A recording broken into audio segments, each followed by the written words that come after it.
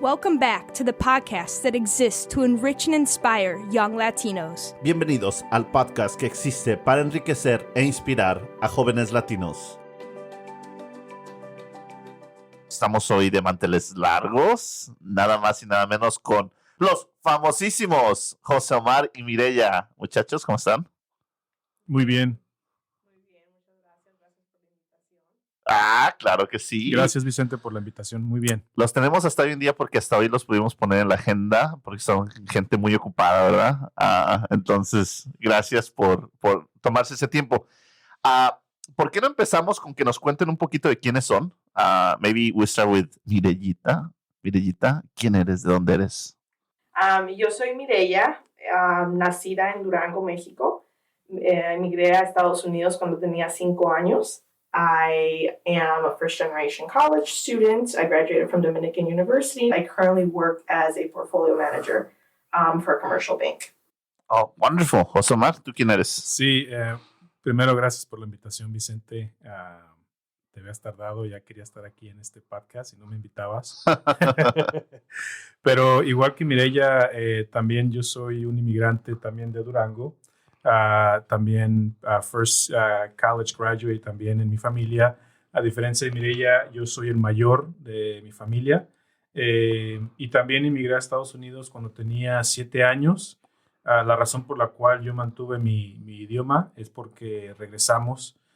Bueno, y Mireya habla perfecto español también, pero yo creo que a mí lo que me ayudó más es que yo regresé a México y viví allá 4 años. Y después regresé también aquí cuando tenía ya más o menos como unos 16. Y aquí también fui a la universidad. Así es que también tengo esa first generation immigrant experience. Oh, qué padre. Pues yo nomás tengo el Zacatecano experience. Born and raised in Zacatecas. Somos vecinos. Sí, Durango sí. And Zacatecas, they border. I didn't know that. You didn't know this? No, I looked at the map and I'm like, oh yes, because Zacatecas has a weird shape, right? Yeah. Like Como un monito. Right, it's a weird shape. Like it gets lost in the border shapes. Sí. I was like, oh really? I didn't know that.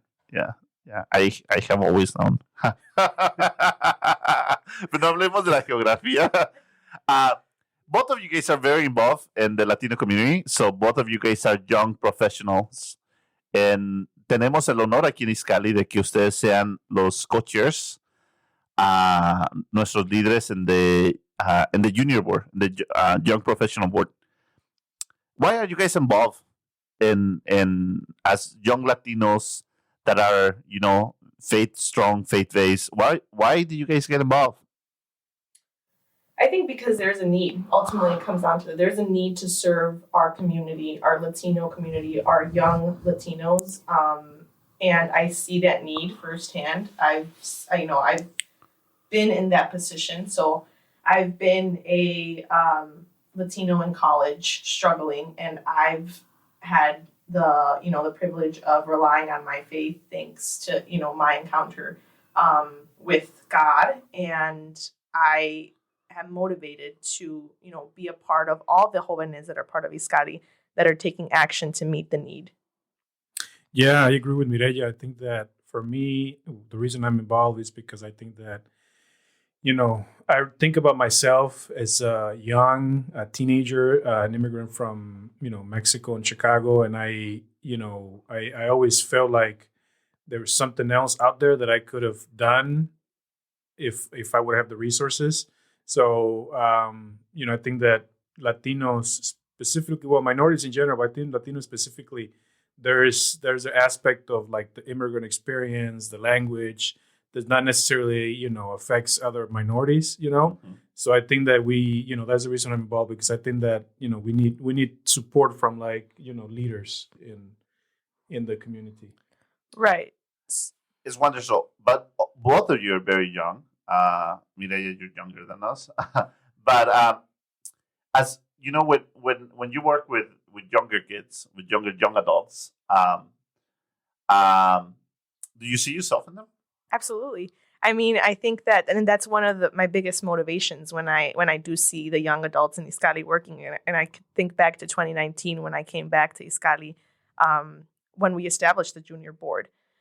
I think that one of my biggest motivations was coming in here in May of 2019 and working alongside the coordinators and seeing them take action to plan the retreat. So I was, seeing 18-year-olds, 19-year-olds that were here on long nights, late nights, weekends, planning to serve. And I see myself in them because I could see, how motivated they are to get something done and to serve a mission. Yeah, me too. I mean, I think that the reason why Iskali was attracted to me was because I think he had the the aspect of helping young people, but also faith was involved, which is really important, right? I mean, I think that there's a lot of organizations out there who are working with the Latino community, specifically youth. But, I think Iskali has a really good mission where they're blending both, faith and mentorship. And I think to me, that's where it was very attractive because, we're not seeing that a lot, in our society. And I think that, organizations like Iskali reinforced,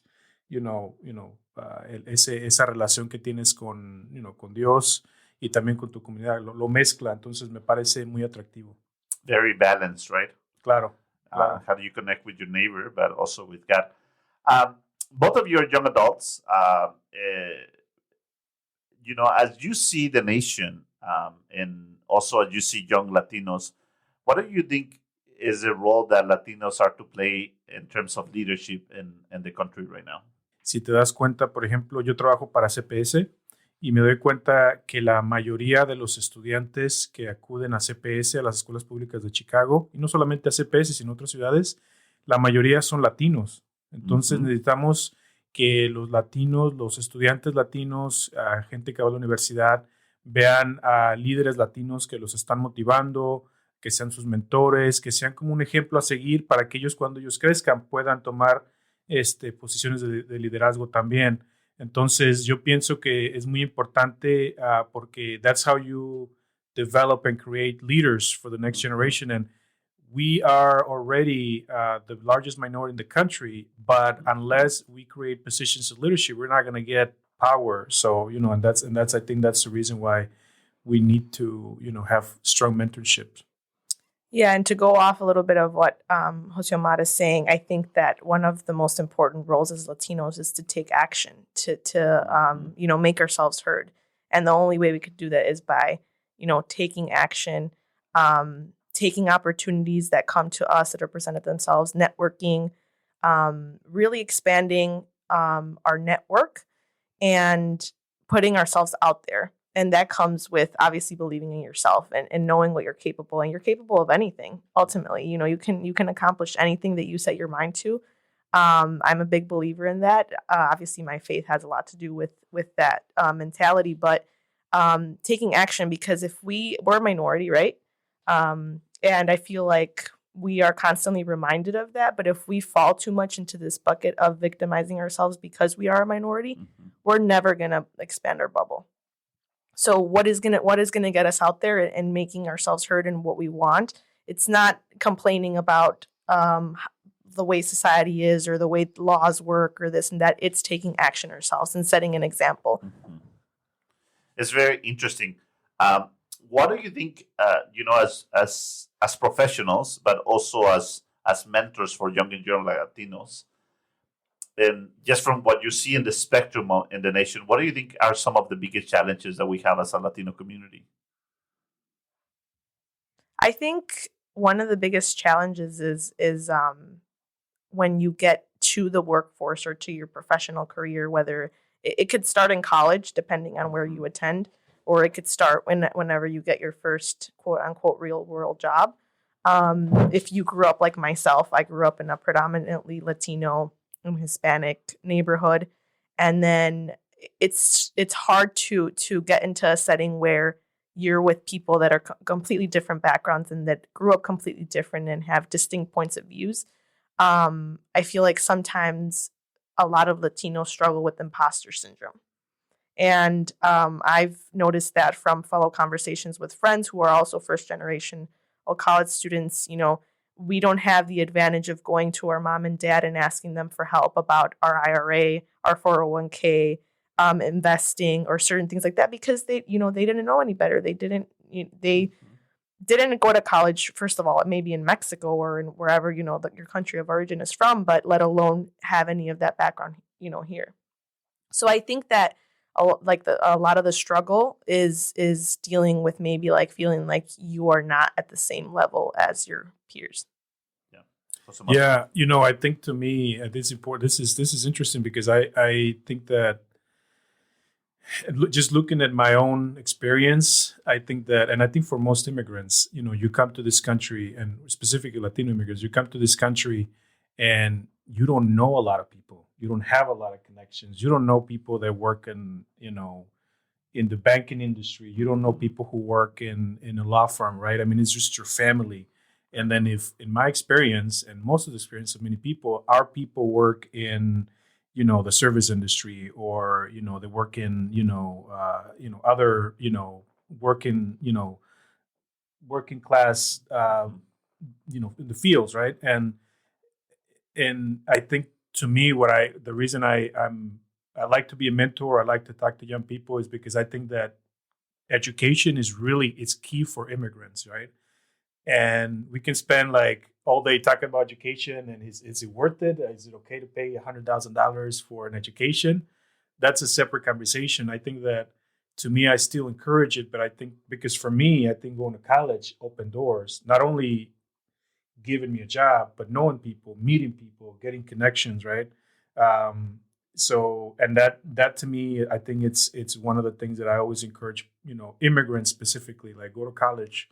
I know you might not think it's worth it, but I think it will be, because it's going to open doors tremendously, especially if you're landing like a really good college.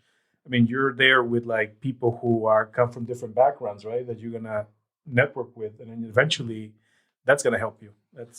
It's interesting as I hear both you, Mireya, and Jose Omar talk. I think because of those reasons, because of those challenges, it's more important for Latinos to help each other, to get involved, to take action, more important than for anybody else. Because if we don't support each other, nobody else will. Yeah, 100%. I agree. And I think that's, again, one of the reasons why I'm involved in Iskali, because if I can be that, if I can help bridge the gap for someone that is 19 years old, 20 years old, starting college, and provide that, if I can inspire them in some way or share my struggles and my story of what it was like to be a full-time student and work 2 part-time jobs to get myself through college, if I can like make it to them known, hey, it's going to be hard, but it's not impossible. If I could provide that support in some way, shape, or form and impact them or inspire them, I think that I already, I could get satisfaction or like feel like I did a good deed because of that. And because I wish that maybe I would have put myself in the position where when I was that age, I could have that connection. And I think that Iskali's community, we have the junior board, we have the board, we have all of the coordinators and the leadership within Iskali, and I think it provides that. It's a community. It's a system of support. Exactly. Y lo que dice Mireya es muy interesante porque una de las cosas que yo hago en mi tiempo libre, me gusta escuchar comedia, ¿no? Uh-huh. Stand-up comedy y todo esto. Entonces, uno de mis favoritos es George López, ¿no? Sí. Y entrevistan a George López una vez y le preguntan, ¿por qué estás tan envuelto tú en la comunidad latina, ¿no?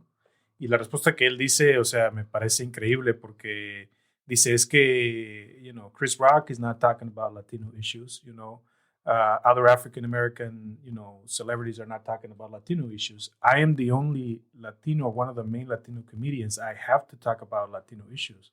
Y él tiene razón, o sea, nosotros mismos como comunidad latina tenemos que apoyarnos porque nadie va a hablar de nuestras issues, right? I mean, only us, So I think that what Mireya is saying is true. I think that as Latinos, we need to really talk about our issues because no other community is going to do it. Or if they do it, they're not going to be as invested as we Latinos are. And who's better to understand the struggles than other Latinos, Right. Yeah, it's interesting that we say this, and one of the reasons I was mentioning it is because por lo menos en la cultura mexicana hay mucha competencia no saludable, ¿verdad?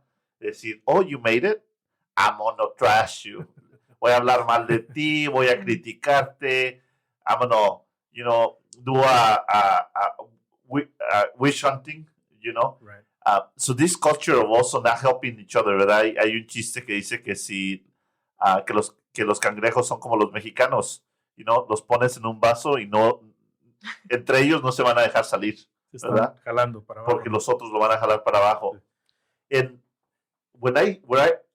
I've been victim of that. I have seen it. I think we all have seen it at level hasta en tu familia, ¿verdad? No, ¿para qué haces eso? No vas a poder. Who have you seen achieve that? Why are you doing it? ¿Verdad?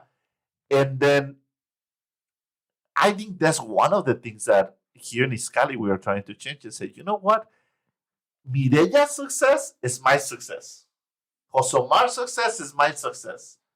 Because if your success is my success, then whose success is going to be my success? Right. I think our community's success Right. is for all of us. And I think one of the reasons I admire Martin Cabrera so much is because he understands and lives by that rule.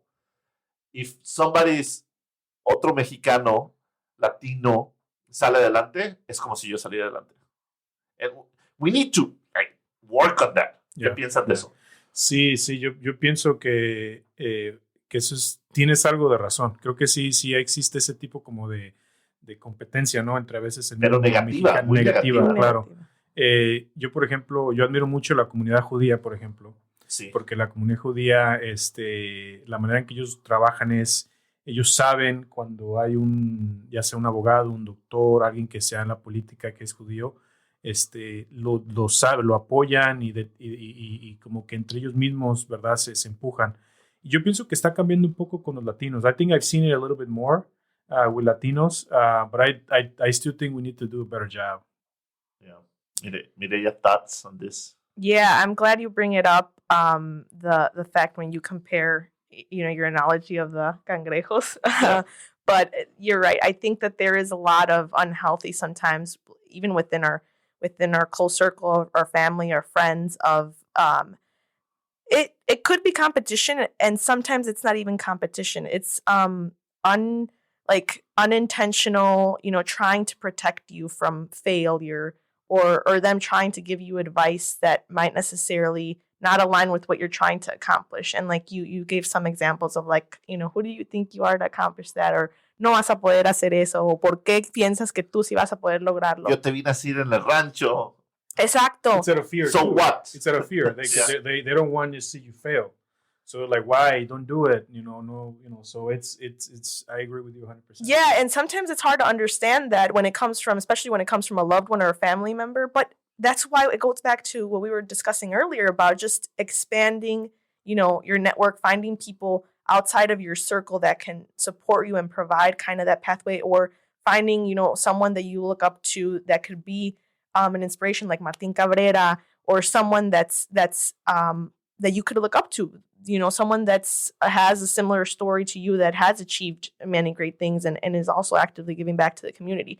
And the reason I say that it's not intentional sometimes because it comes from, people that love you and that want the best for you, but then they're trying to protect you from taking, right. This big leap or going after your dreams because they're afraid that you're going to be disappointed and you're going to fail.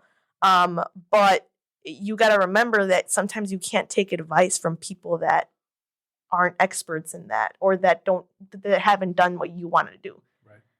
It sounds kind of harsh sometimes, but how am I going to be taking advice from my uncle who, not to say who just doesn't have kind of the same, obviously, background that I do or the same goals that I do?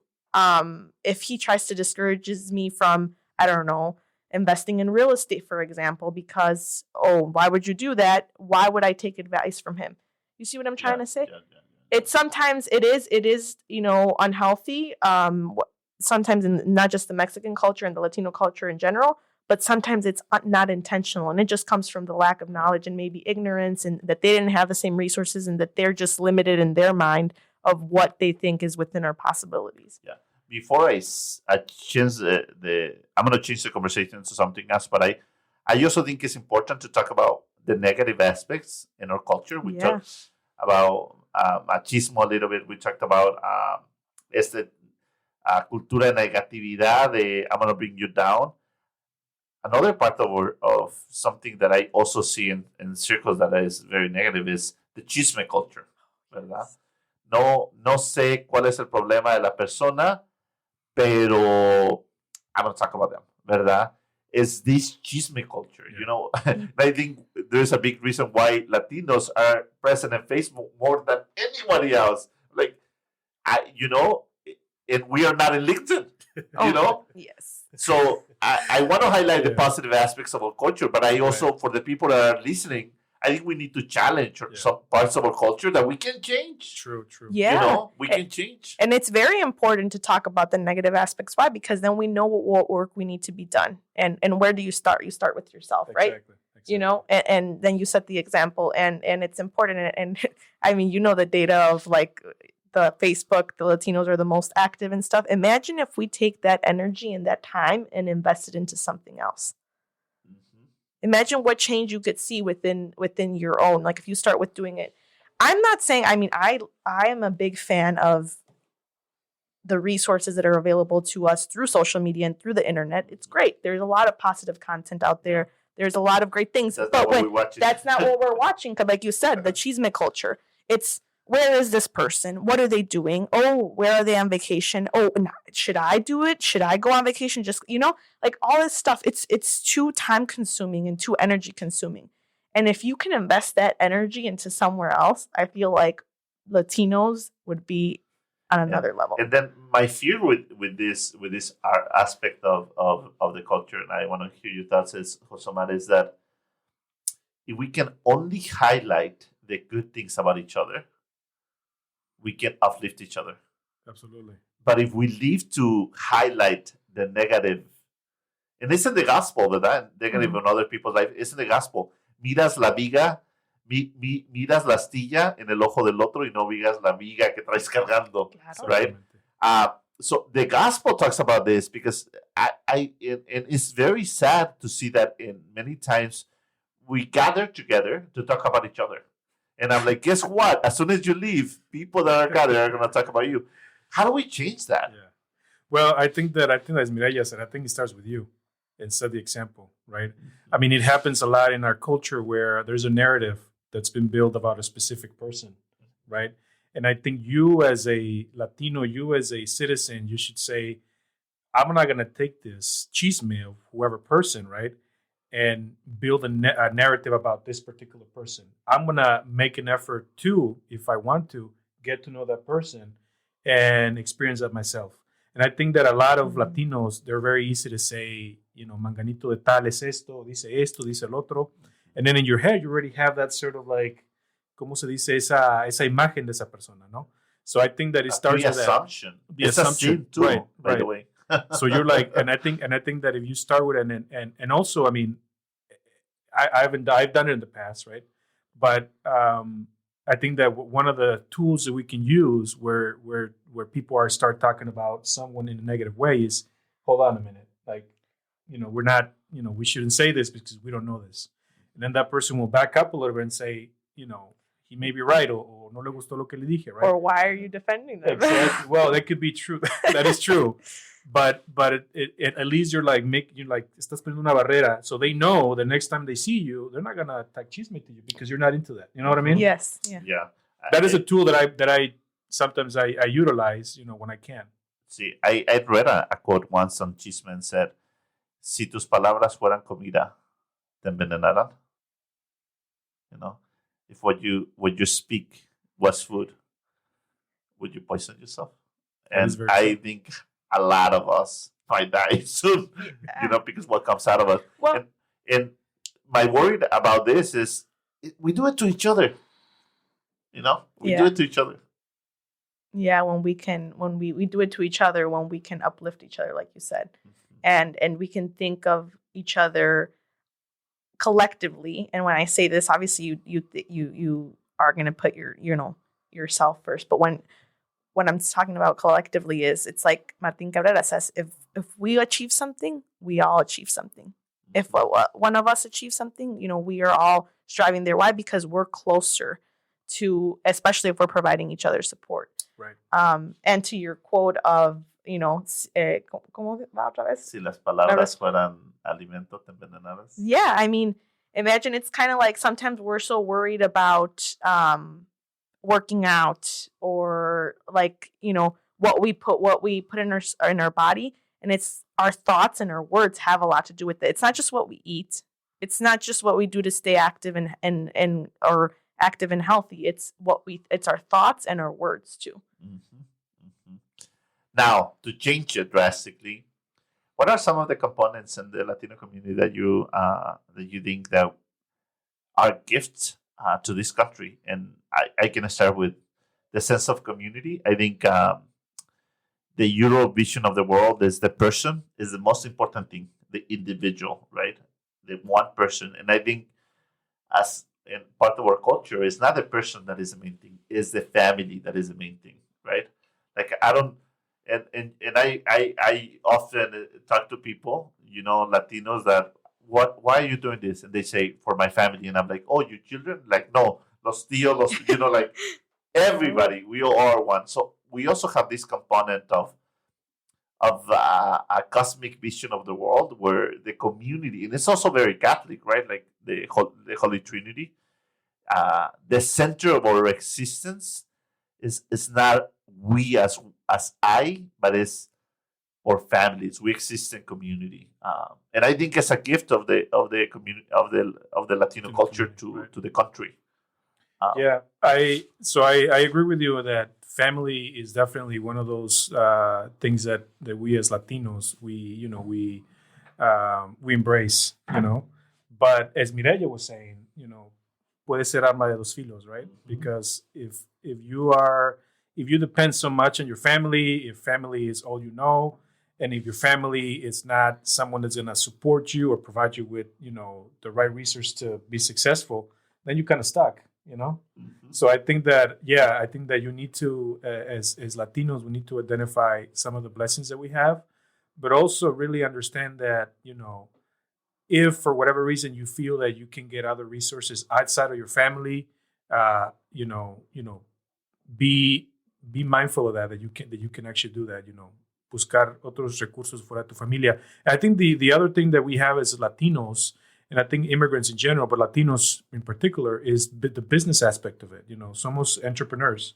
We come to this country to open businesses, to hire people, to, with ideas, with goals, right? So I think that's very, very helpful. I mean, por no razón, la 26 es una de las calles con más profit en la ciudad. Comercio, sí. Right. Sí. Mireya, thoughts? Yeah.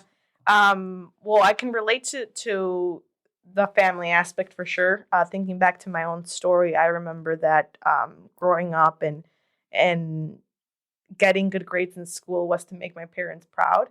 And up until, I feel like a lot of what I wanted to accomplish was to make sure that they knew that their sacrifice of coming to this country was worth it. So there's a big sense, and that's just one example of many of where I can, personally speak as an immigrant, as a Latina, how, family does play a big aspect and how that has inspired me to eventually serve our community. But to your point, I think that another thing we have to offer is, like Jose was saying, how much todas las ganas que tenemos de salir adelante. Resilience. Resilience, exactly. I mean, taking that to the other level of how much we can accomplish and our work ethic. I mean, look at Latinos' work ethic. Who's picking up the jobs that not, your normal person would want. And that work ethic is transcending. It transcends to when you end up in another position, when you're in the professional aspect of it. So I think that that's huge in what we have to offer to this country and to this country's future is carrying on that work ethic of, believing in yourself, believing in your dreams, and making something happen. And continue with, to Mireya's point, continue with that work ethic, because I think that the work ethic carries with the immigrants and with the first or maybe second generation, immigrants. But then, like, there's research that shows that the third generation Latinos, they're blending more with the general population, and maybe the ideas, kind of like the way, las ideas cambian un poco. So I think that the job is our job is to make sure that the future generations continue with that work ethic without hunger or being better. Hardworking. Somos trabajadores. Mireya, Omar, to start wrapping this up, I have a personal question for both of you, and that is, Los billetes ganadores de la lotería. son uno. No. The question is, both of you are very young. I cannot wait to see what you're going to achieve in life. As a young Latino professional, early in your careers, what do you want to achieve, and how do you want to be remembered? I'll let Mireya start. I want to be remembered as someone who worked to really find her mission in life. Professionally, I want to make sure that my career path, like you said, I'm young. I'm in 2.5 years into my professional field. I guess you could say, but I want to make sure that I employ a career and work towards a career that I'm using my gifts, my God-given gifts, to serve, my society. Wonderful. Yeah, I think for me, I think that my mission is to be an example to younger generations of Latinos. Because I think that, when I used to work, for example, at Catholic charities, I remember having to work with Latino families, and I remember working with first generation immigrants, right? And working for Catholic charities, you may think it's not the best job in the world, right? For you as working there, but for other people it was they will see me and they will be like, oh, Mr. Ortiz is helping us out, and then he has a desk job, right? So they can aspire to to be and have an office job, and then working for CPS now. Again, we don't have that much Latinos in leadership, right? Everywhere in the city, and I think it's nice to be that role model, that mentor, So I think that, to me, that's probably what makes me happy. I don't know if that's the mission, or I don't know if that's how I want to be remembered, but definitely, continue supporting and continue helping out younger generations and just be an inspiration, I hope. That's great. Right. Being someone that I think can be an example of someone who wasn't afraid to follow their dreams and to, go against all odds and all the obstacles that you may face as an immigrant yourself or a second generational. I think that if you can be remembered or serve as an example to follow or an inspiration, I think that I'd be content 20 years from now.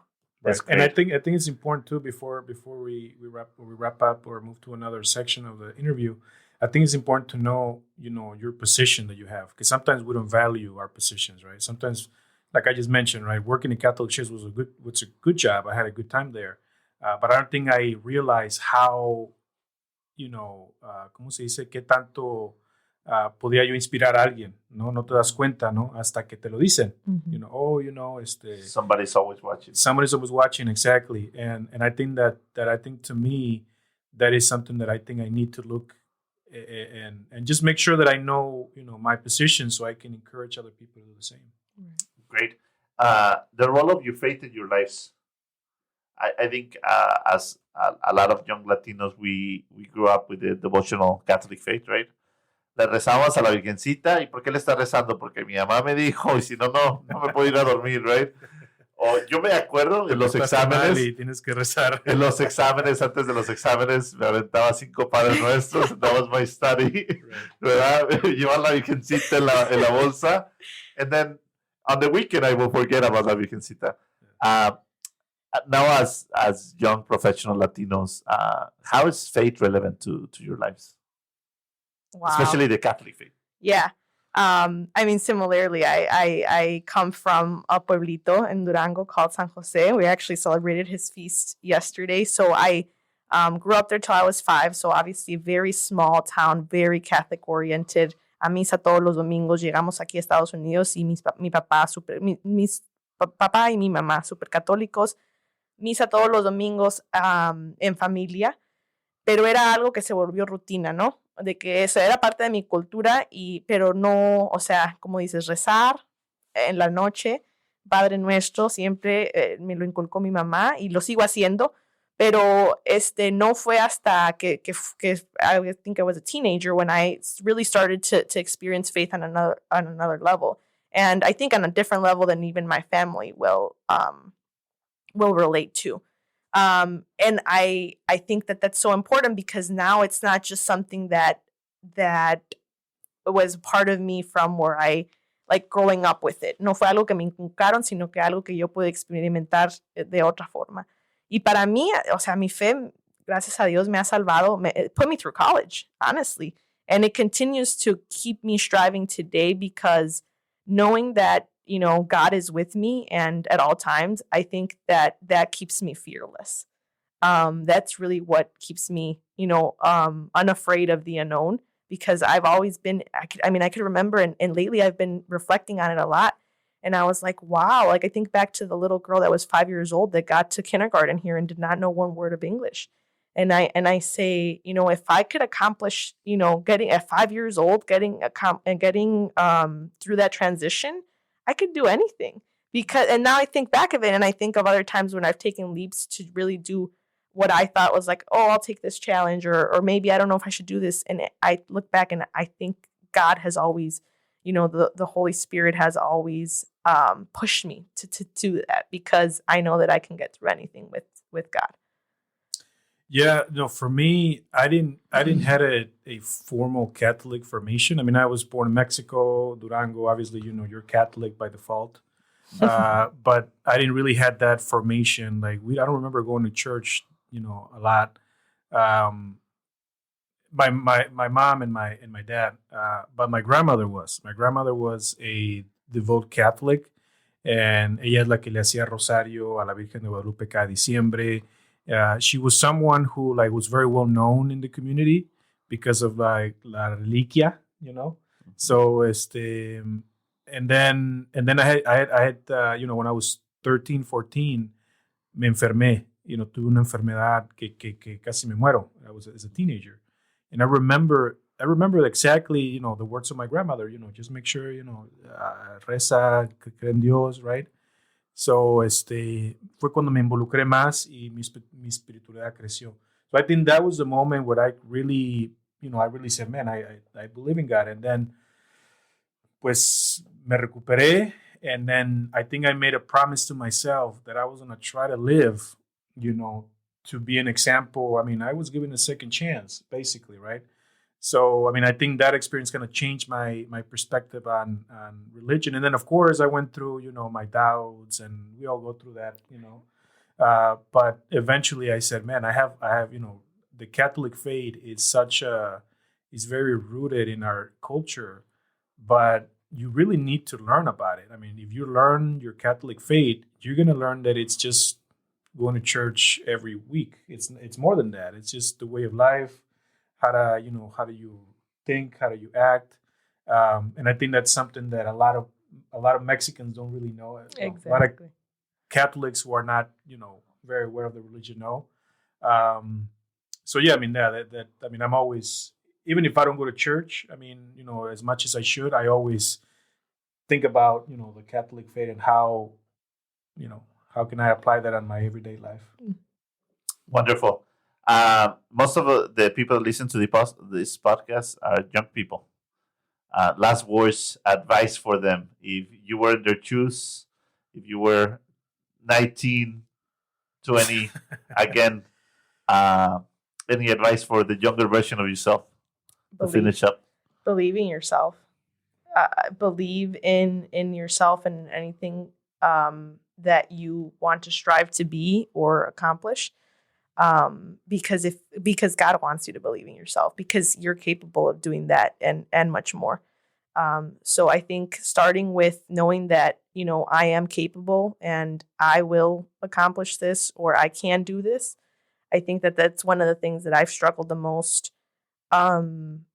throughout college and even like in the past couple of years, self-doubt.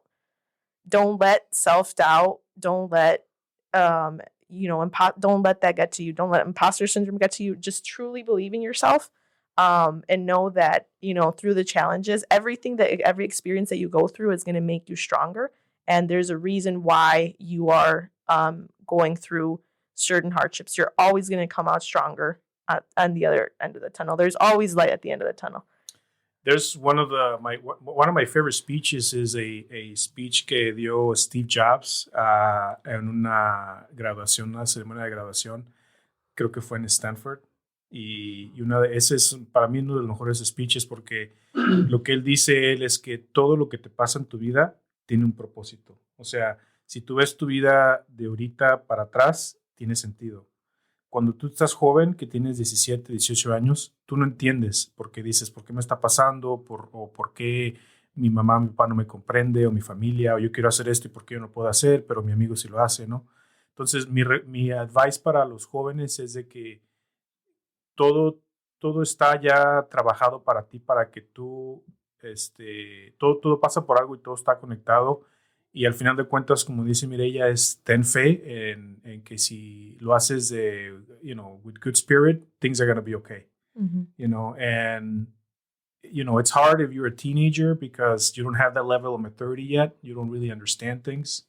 But, once you grow and madures un poco más, it's gonna make sense. So just trust the process and you're going to be fine. Thank you. Well, thank you both. Estuvieron hoy con nosotros Mireya Guzmán y Jose Omar, dos líderes en la mesa directiva de jóvenes profesionales aquí en Iskali. Si escuchaste esta conversación, sus historias te motivaron, no olvides compartirlo con alguien que quizá necesite escuchar estas palabras. Jose Omar, Mireya, muchas gracias. Muchas gracias. Gracias, Vicente. Un placer. Gracias. No olviden seguirnos en Instagram y en Facebook en Iskali Podcast. Don't forget to follow us on Instagram and Facebook at Iskali Podcast. Listen with us and experience the joy of the gospel. Escúchanos y experimenta la alegría del Evangelio. Te esperamos. Dare to dream. Atrévete a soñar.